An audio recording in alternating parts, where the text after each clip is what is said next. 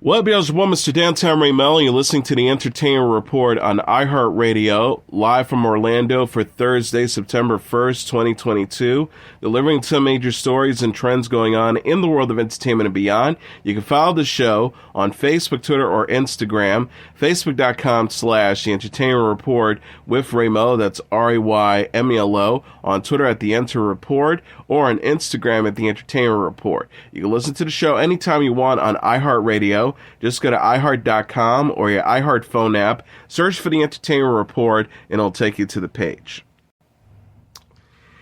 Peacock released the trailer for its COVID-19 documentary Hell of a Cruise on Wednesday.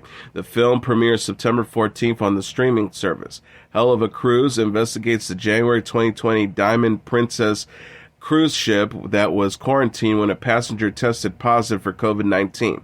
The documentary features new interviews with passengers and footage filmed by passengers on the ship. Footage shows families crammed into their cabins while the ship docked at Yokohama, Japan, and doctors in PPE boarding the ship to test passengers. Cell phone footage shows elderly passengers coughing. One passenger says in an interview after departing the cruise, "You need to get us off the ship before we all get sick and die." Other passengers discuss their lackluster examination attempts to evacuate American passengers who tested negative. At the end of the trailer, Carnival Cruise Line employees asked why the company allowed more ships to sail after the Diamond Princess incident. Nick Cristeri directed Hell of a Cruise. Netflix is giving a glimpse of the new film, Mr. Harrigan's Phone. The streaming service shared the first look photos for the horror movie Wednesday featuring Jaden Martell and Donald Sutherland. Mr. Harrigan's Phone is based on the Stephen King novella of the same name, which appears in the collection If It Bleeds. The story follows Craig, a young boy who befriends Mr. Harrigan, a wealthy retiree.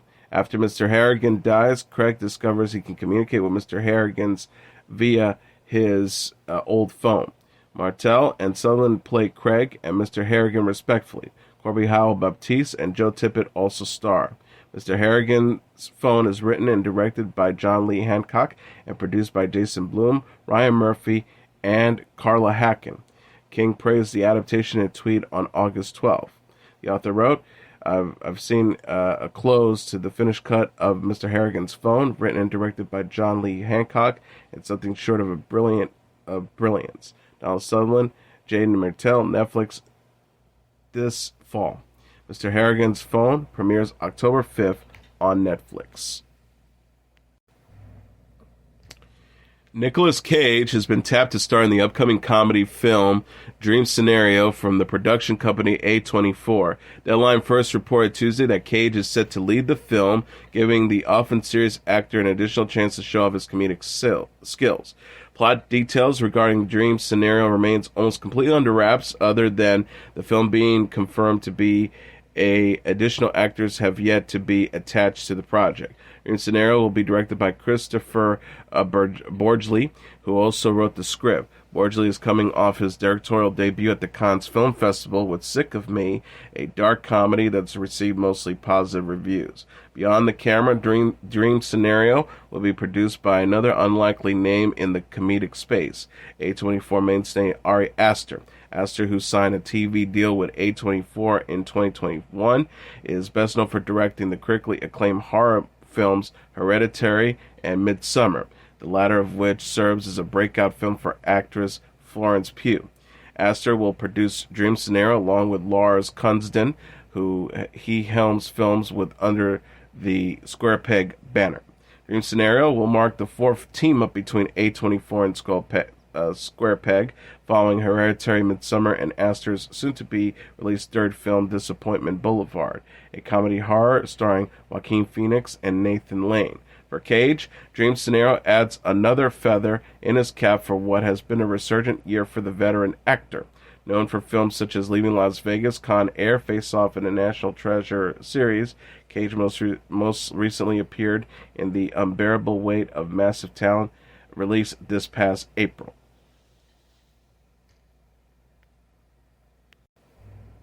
Disney Plus on Wednesday released a trailer for season 2 of its sports comedy series, The Mighty Ducks Game Changers. The trailer shows off the Mighty Ducks team following their season 1 victory, in which they earned the right to use the iconic name of their club.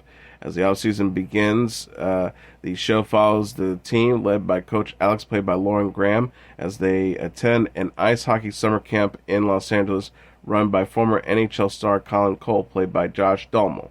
The players must learn to deal with Cole's sometimes harsh and unconventional training methods, while at the same time learning to get a team. Disney Plus said in the press release accompanying the trailer, as our Ducks try to survive in this super competitive environment, they're faced with the question, can you win this summer? Along with Graham and Dunham, season 2 of the Mighty Ducks Game Changers will feature Brady Noon, Maxwell Skimmons, Samway Botula, Lucas Islam, Tegan Burns, and DJ Watts as returning cast members.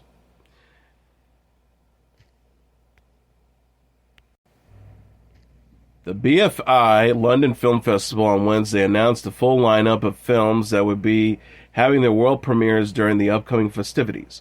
The festival, which will take place from October 5th to October 16th, will feature 22 world premieres in total. Among the headline films that will be premiering to the masses is Guillermo del Toro's Pinocchio, an animated stop-motion retelling of the classic story in del Toro's signature monstrous style.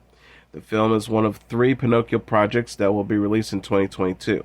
Also having its world premiere during the festival is Roald Dahl's Matilda the Musical, based on the 2010 Broadway musical and the 1988 book of the same name. Directed by Matthew Warchus, the film will serve as the festival's opening night gala, one of the most prestigious honors available at the upcoming London event. A notable film making its debut is My Father's Dragon, a highly anticipated animated feature from Irish director Nora Towney. The film is based on the 1948 book of the same name and is expected to garner significant acclaim.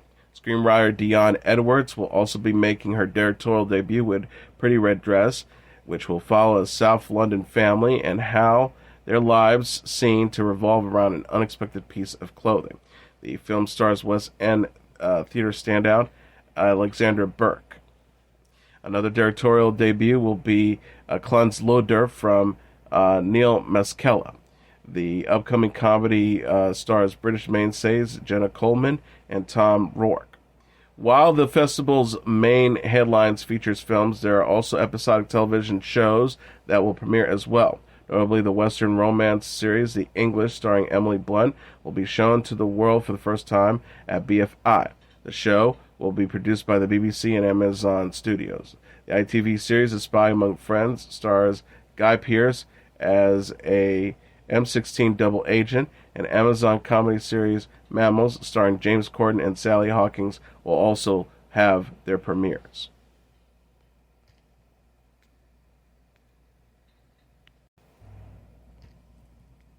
Kyra Sedgwick and Elsie Fisher are joining the cast of The Summer I Turned Pretty.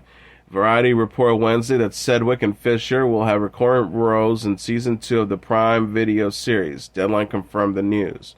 The Summer I Turned Pretty is based on the Jenny Han novel of the same name. Han created a TV adaptation which stars Lola Tung, Jackie Chung, Rach Blanchard, Christopher Brinny, Gavin Castellagno, and Sean Kaufman. The series follows Isabel Belly Conlon, played by Tong, as a teenager who spends the summer at a cousin's beach house and finds herself in a love triangle with her childhood friend, brothers Conrad, played by Brinny, and Jeremiah, played by Castellagno. An official description reads, it's a coming-of-age story about first love, first heartbreak, and the magic that one perfect summer. The Summer I Turned Pretty was renewed for Season 2 in June ahead of its series premiere of Season 1. Became the #1 show on Prime Video during its premiere weekend. Sedgwick is known for playing Brenda Lee Johnson on The Closer and Jean Rains on Call Your Mother. Fisher starred in the film 8th Grade and portrayed Joy Wilkes on Castle Rock.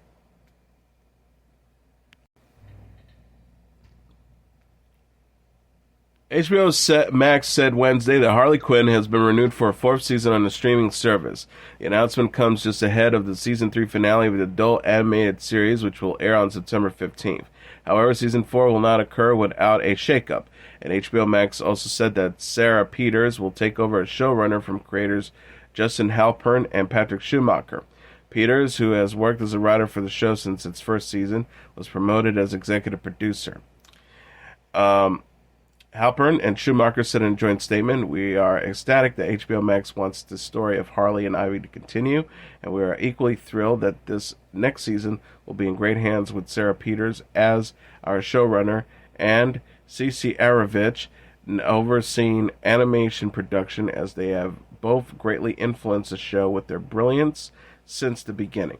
One of HBO's most popular animated shows, Harley Quinn, is based on the DC Comics anti-hero of the same name. The show follows the titular character voiced by Kaley Cuoco as she looks to move past her former relationship with the Joker and carve out a villainous identity of her own. Along the way, she enters into a romance with Poison Ivy, played by Lake Bell, and encounters a number of other Batman characters. In addition to Cuoco and Bell, Harley Quinn also features the voices of Ron Funches, J.B. Smoove, Alan Tudyk, Matt Oldberg, and Christopher Meloni. Season 3 marks Harley Quinn's first time on HBO Max, with the show originally airing on the defunct streaming service DC Universe. Billy Wee, the Senior Vice President of Comedy and Animation for HBO Max, said in a statement, "Patrick Schumacher, Justin Halpern, and their incredible team of artists and writers have created something so explosively funny and original, and we're thrilled to continue this journey with them and the show's legion of fans." We also added, "It has been amazing to watch the show grow and evolve this season, and we could not ask for a more talented and dedicated team of collaborators."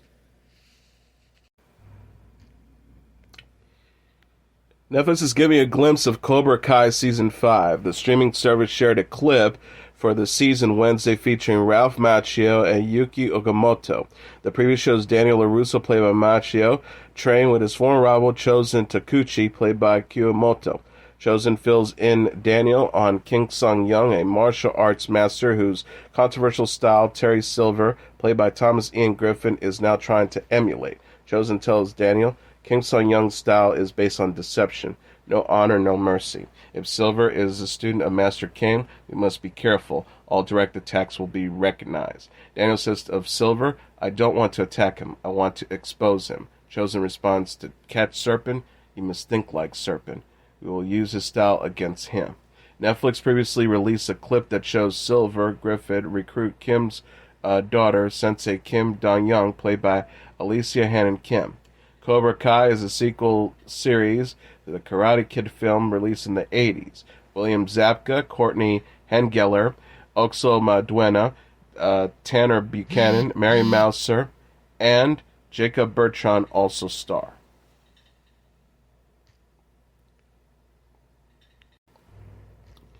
Nickelodeon's NFL Slimetime will return during the 2022 National Football League season. Netflix said in a press release Wednesday that the sports show's second season will premiere September 14th at 7 p.m. Eastern Standard Time. NFL Slimetime is a weekly NFL experience for kids and their families. CBS Sports analyst and former NFL player Nate Burleson and actor Young Dylan will return to host the show, with Dylan Schaefer and George Johnston IV as correspondents, Camila Burleson as a new reporter. The half-hour series features Best Play Ever, showcasing the standout play of the week, the weekly's MVP, Nickelodeon's Most Valuable Player, trophy winner, interviews with NFL stars, celebrity guest games picks, youth football spotlights, and more. NFL Slimetime will air Wednesdays at 7 p.m. on Nickelodeon through February 15th, the week after Super Bowl 57. Each episode will be available for stream on Paramount Plus the next day. In addition, an episode of NFL Slimetime will air December 25th at 12 p.m. Eastern Standard Time on CBS and stream live on Paramount Plus ahead of the Denver Broncos and the Los Angeles Rams game that day.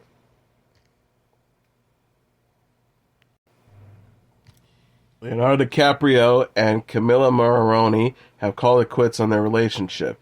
E! News reported Tuesday that DiCaprio and Morrone broke up after more than 4 years of dating. People confirmed the news. DiCaprio and Morrone haven't been seen together since they spotted in France in July, according to Us Weekly.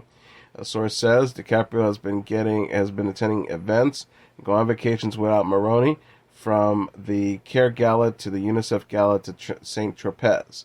He has been spending more time hanging out with all his pals like Tobey Maguire and Jamie Foxx. DiCaprio and Morrone were first linked in December 2017 and made their debut as a couple at the Oscars in February 2020. DiCaprio will next star in the Martin Scorsese film Killer of the Flower Moon, while Morrone, a model and actress, will have a lead role in the Prime Video series Daisy Jones and the Six. The New Year's Eve live Nashville Big Bash special will return to CBS in December. CBS said in a press release Wednesday that the New Year's Eve special will air December 31st at 8:10 p.m. Eastern Standard Time and 10:30 p.m. to 1:30 a.m. on CBS. The special will also stream live and on demand on Paramount+. Nashville's Big Bash will feature performances by country music stars including Brooks Dunn, Kelsea Ballerini, Little Big Town, and the Zac Brown Band. Additional performance and details about the special will be announced at a later date. This year's event will be a 5-hour celebration featuring nearly 50 performances across Nashville, including the main stage at the Bicentennial Capitol Mall State Park. The broadcast will feature the traditional countdown at midnight Eastern Standard Time and culminate with the Nashville Music Note drop and fireworks at midnight Central Standard Time. Sandra Respro will direct the special, with Robert Deaton and Mary Hillard Harrington as executive producers.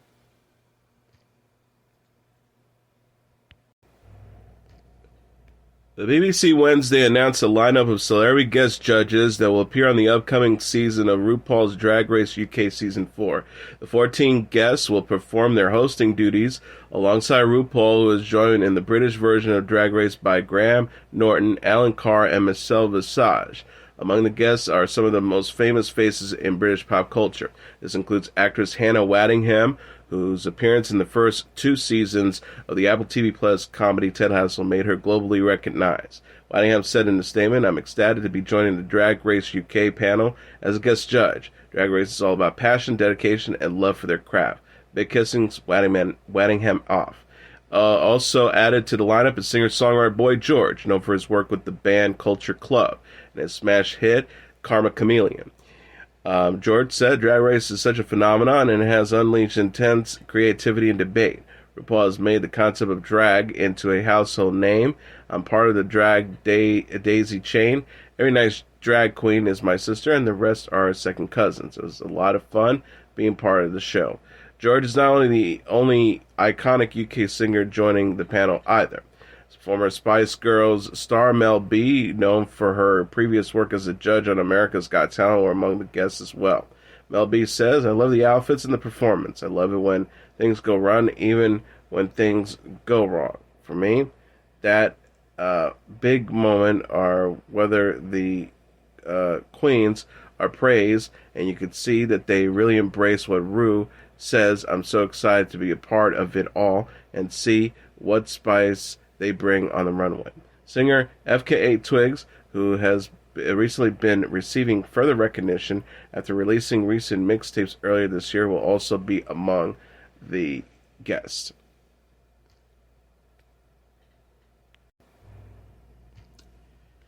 The last surviving member of the Monkees, Micky Dolenz, has filed a lawsuit against the Department of Justice to retrieve records the FBI kept on the band during the 60s. The Monkees, who had 4 #1 albums and a hit sitcom in the 60s, were investigated for alleged anti-Vietnam War activities in 1967 after they flashed images and messages protesting the war during one of their concerts, according to a complaint filed Tuesday.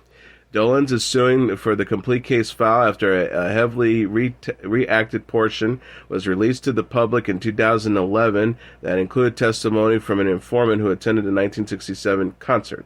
The informant described images flashed on the screen behind the band as a left-wing intervention of a political nature that included anti-U.S. messages on the Vietnam War. The suit was filed by attorney Mark S. Zaid, a lifelong Monkees fan and Freedom of Information Act litigation expert, according to Rolling Stone, which was first reported the lawsuit. Zaid told Rolling Stone, "Theoretically, anything could be in those files, though we have no idea what records even exist. It could be almost nothing, but we'll soon get enough of it." Under the direction of J. Edgar Hoover, the FBI in the 60s were infamous for monitoring counterculture, whether they committed unlawful acts or not. A Freedom of Information Act requested filed in June, filed to get a response from the FBI, the complaint says. Dolenz and his late bandmates Mike Nesmith, Davy Jones, and Peter Tork were also investigated for another matter that reacted according to the complaint. Many of the Monkees' songs include subtle anti-war sentiments, including their popular single Last Train to Clarksville. The lawsuit said the FBI kept files on other high-profile entertainers, including legendary guitarist Jimi Hendrix and the Beatles.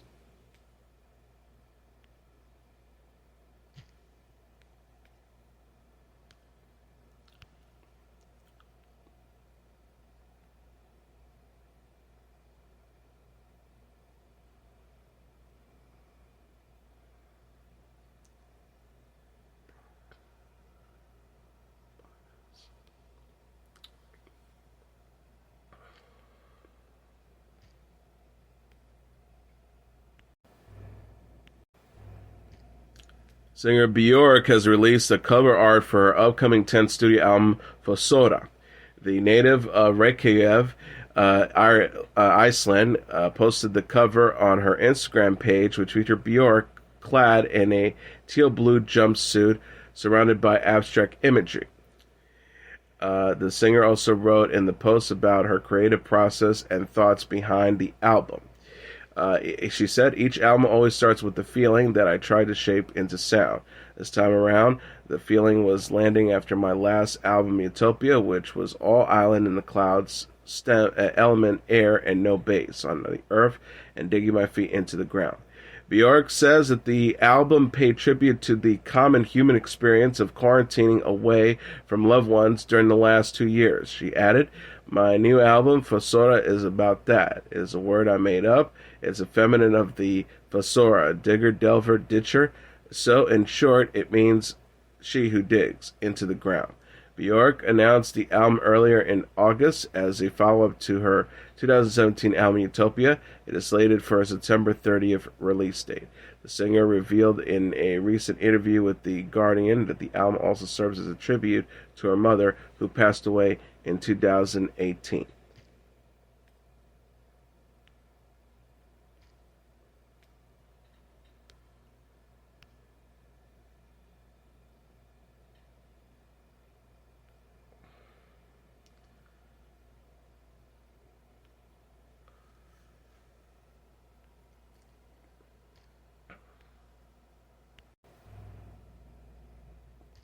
Louis Tomlinson says Wednesday that he will release a new album titled Faith in the Future on November 11th.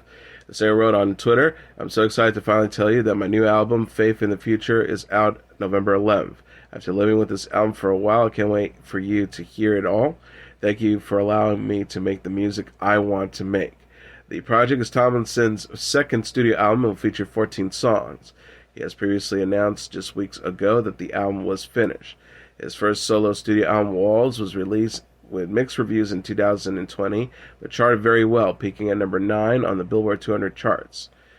Thompson got his start as a contestant on the reality competition show The X Factor, where he was discovered by Simon Cowell. Through Tomlinson was eliminated from the show.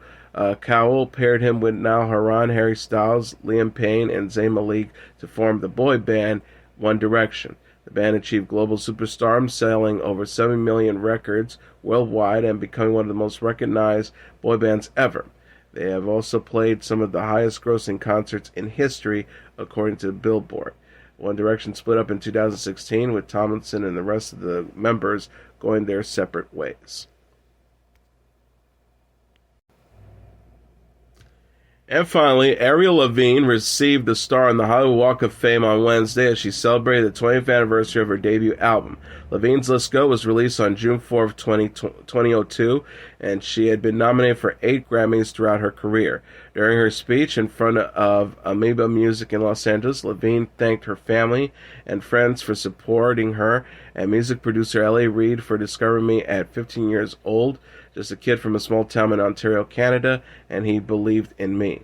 She recalled coming to Hollywood for the first time at 16 years old, right about when I dropped out of high school, 2 years before she released her first single, Skater Boy. She says, I remember seeing these legendary names, and I never could have imagined that mine would be here. This is so crazy. I'm so grateful. This is probably one of the coolest days of my life. Levine later put on the same hoodie she was wearing on that visit years ago. Levine says, it fits. Levine's debuted Let's Go sold more than 16 million copies worldwide and was certified 7 times platinum in the United States and made her the youngest female solo artist to have a #1 album in Britain. Skater Boy was nominated for a Grammy for Best Female Rock Vocal Performance and an MTV Video Music Award in 2003, and Complicated was nominated for Song of the Year and Best Female Pop Vocal Performance at the Grammys. Fellow musicians Machine Gun Kelly delivered a speech on Levine's behalf at Wednesday's ceremony, saying Skater Boy inspired him. He says, Ariel Levine, you're an amalgamation, the amalgamation of our generation's childhood, adulthood, angst, love, breakups, all of the above and everything in between. You have been with me way longer than you know. You were with me on all the times I got my heart broken.